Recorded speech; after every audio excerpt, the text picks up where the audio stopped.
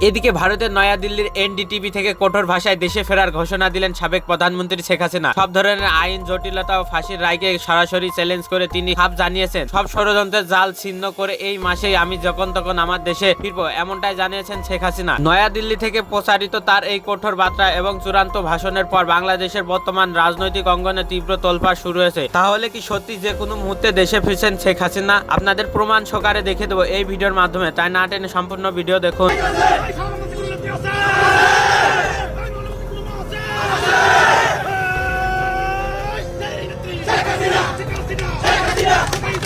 দেশের রাজনৈতিক মঞ্চে নতুন করে উত্তাপ ছড়াচ্ছে সাবেক প্রধানমন্ত্রী শেখ হাসিনার সাম্প্রতিক ঘোষণা ঘিরে। একদিকে আওয়ামী লীগের কার্যক্রম নিষিদ্ধ, অন্যদিকে তার বিরুদ্ধে আদালতের মৃত্যুদণ্ডের রায়। সব মিলিয়ে এমন এক বাস্তবতায় দাঁড়িয়ে তিনি নির্বাসন থেকেই দেশে ফেরার ও রাজনৈতিকভাবে পুনরায় সক্রিয় হওয়ার ঘোষণা দিয়েছেন। চলতি বছরই বাংলাদেশে ফিরবেন বলে ঘোষণা দিয়েছেন কার্যক্রম নিষিদ্ধ আওয়ামী লীগ সভাপতি ও সাবেক প্রধানমন্ত্রী শেখ হাসিনা। ভারতে নির্বাসিত জীবন থেকেই তিনি ঘোষণা দিয়েছেন সব বাধা ও ষড়যন্ত্র মোকাবেলা করে চলতি বছরই তিনি দেশে ফিরবেন। এবছরে নাকি দেশে ফিরবেন শেখ হাসিনা। প্রায় 2 বছর ধরে ভারতে থাকা ক্ষমতাচ্যুত শেখ হাসিনার সামনে ঝুলছে মৃত্যুদণ্ডের রায়, রয়েছে একাধিক দুর্নীতির মামলাতেও সাজা। তার দল আওয়ামী লীগের কার্যক্রম নিষিদ্ধ, কিন্তু এসব কিছুই নাকি তাকে ভীত করছে না। শেখ হাসিনা বলছেন আওয়ামী লীগের নেতা কর্মীরা ছাড়াও সেসব মিছিলে সাধারণ মানুষরা স্বতঃস্ফূর্তভাবে অংশ নিচ্ছে, মায়েরা সন্তানদের পাশে এসে দাঁড়াচ্ছেন, তাদেরকে সাহস দিচ্ছেন, সমর্থন দিচ্ছেন। এগুলো থেকে স্পষ্ট বোঝা যাচ্ছে আওয়ামী লীগ আবারও উঠে দাঁড়াচ্ছে। আসসালামু আলাইকুম, জানিয়ে দেবো এই মাত্র পর সর্বশেষ গুরুত্বপূর্ণ আপডেট খবর। দর্শক, এতক্ষণ শুনছিলেন সংবাদ শিরোনাম, এবার থাকছে বিস্তারিত। তার আগে ছোট্ট একটা রিকোয়েস্ট করতে চাই, যারা এই ধরনের নিউজ ল্যাব দেখতে ভালোবাসেন দেরি না করে চ্যানেলটি সাবস্ক্রাইব করে বেল আইকনটি অন করে দেবেন। তাহলে কথা লম্বা না করে চলুন ভিডিওটির বিস্তারিত দেখতে থাকি। আবারও প্রকাশ্যে শেখ হাসিনা দেশে ফিরবেন এই ঘোষণা দিলেন। ভারতীয় প্রভাবশালী গণমাধ্যমে এই ঘোষণা তিনি দিয়েছেন। এর আগেও তিনি বলেছিলেন দেশে ফিরবেন খুব দ্রুতই, কিন্তু এবার একেবারে সময় নির্ধারণ করে দিলেন। শেখ হাসিনা কি সত্যি দেশে ফেরার প্রস্তুতি নিচ্ছেন, নাকি এটাকে এখনও আমরা তার রাজনৈতিক কৌশল হিসেবেই দেখব? শেখ হাসিনা ফেরার যে ঘোষণাটা একেবারে মানে সময় নির্ধারণ করার ব্যাপারটা ঘটালেন, এতে করে কি এই ধারণা আমরা পোষণ করতে পারি যে বন্দি বিনিময় চুক্তিতে প্রত্যর্পণ শেখ হাসিনাকে নিয়ে যে আলোচনাটা, সেই আলোচনাটা ভেস্তে গেছে?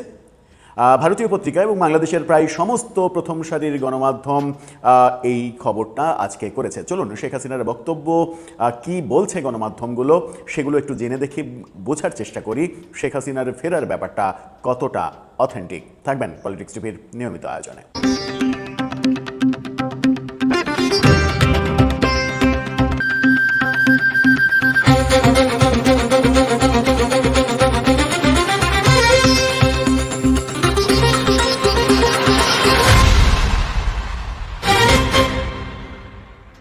দর্শক, বলছিলাম শেখ হাসিনা এবার আবারও প্রকাশ্যে ঘোষণা দিয়েছেন দেশে ফেরার, এবং এবার তিনি একেবারে সময় নির্ধারণ করে দিয়েছেন। ভারতীয় প্রভাবশালী গণমাধ্যম এনডিটিভিকে দেয়া সাক্ষাৎকারে এবার তিনি একেবারে সময় নির্ধারণ করে দিলেন, বললেন এবছরই তিনি ফিরছেন।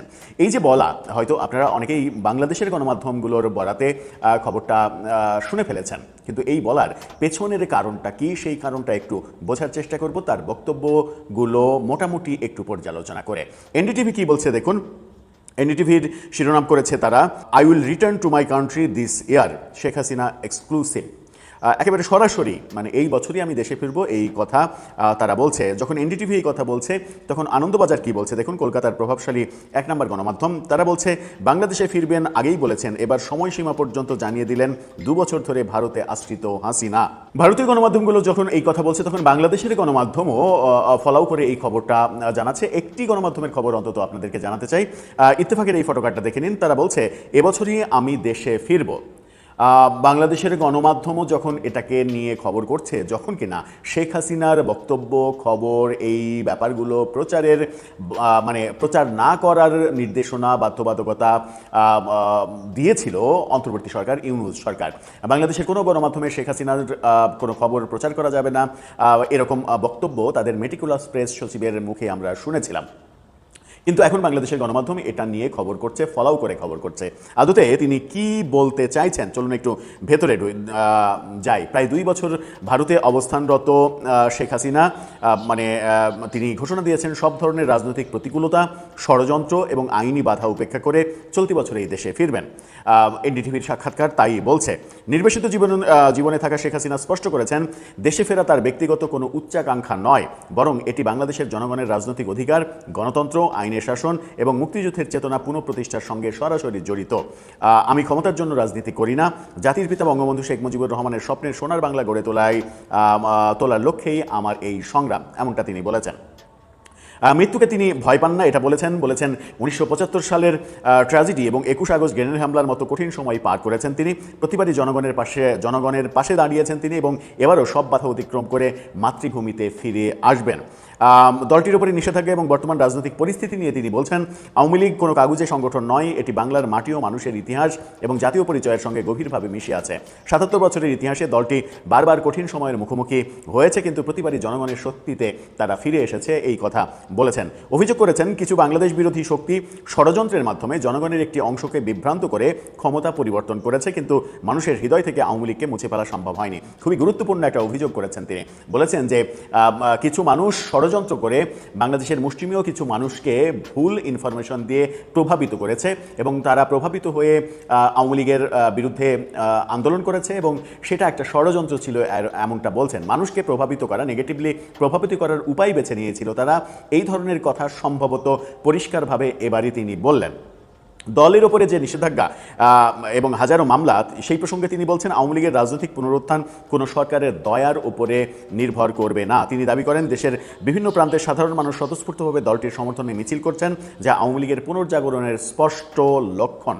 অর্থাৎ যে ঝটিকা মিছিল, শোডাউনগুলো হচ্ছে, এটা যে আওয়ামী লীগের পরিকল্পনারই একটা অংশ, সেটা এই বক্তব্যে বোঝা যায়। আবার কারো দয়ার উপরে নির্ভর করবে না, তাকে একটা প্রশ্ন করা হয়েছিল যে কোনো সমঝোতা বর্তমান সরকারের সঙ্গে এরকম কোনো ব্যাপার আছে কিনা। সেই প্রশ্নের উত্তরেও তিনি বলেছেন যে কারো দয়া, কারো সমঝোতা, পেছনের দরজা দিয়ে, পেছনের পর্দার আড়ালে কোনো ধরনের আলোচনা, এগুলো প্রয়োজন হবে না, জনগণের শক্তিতেই তারা ফিরবেন। তার উদ্বেগ, 5 আগস্টের পর বাংলাদেশের মূল ভিত্তি জাতীয়তাবাদ, গণতন্ত্র, ধর্মনিরপেক্ষতার উপরে আঘাত এসেছে। মুক্তিযুদ্ধের স্মৃতিচিহ্ন ধ্বংস, জয় বাংলা স্লোগান নিষিদ্ধ এবং সংখ্যালঘু ও সাংস্কৃতিক প্রতিষ্ঠানের উপরে হামলা বাংলাদেশকে একটি ব্যর্থ রাষ্ট্রে পরিণত করেছে। তিনি এই বাংলাদেশকে ব্যর্থ রাষ্ট্র বলছেন, এটাও একটা গুরুতর অভিযোগ। সেই অভিযোগ কতটা সত্য সেটা হয়তো ইতিহাসই বলে দেবে। বিএনপি বা অন্য কোনো শক্তির সঙ্গে গোপন সমঝোতা, যেটা বললাম, সেরকম কোনো সম্ভাবনা নেই, সেরকম কোনো কিছু ঘটেনি। সমঝোতার প্রয়োজন হবে না, দয়ার প্রয়োজন হবে না, তারা জনগণের শক্তি দেখিয়েই ফিরবে, এরকমটা বলছেন তিনি। ভারতে অবস্থান করলেও তার মন পড়ে আছে বাংলাদেশে। তিনি জানান, বাবার সমাধি এবং প্রিয় দেশবাসীর কথা ভেবে প্রতিটা মুহূর্ত অস্থিরতায় পার করছেন। আমি শেষ দিন পর্যন্ত সংগ্রাম চালিয়ে যাব। আমি দৃঢ়ভাবে বিশ্বাস করি জনগণ আবারও গণতন্ত্র ফিরে পাবে এবং আওয়ামী লীগ জনগণের শক্তিতেই ঘুরে দাঁড়াবে।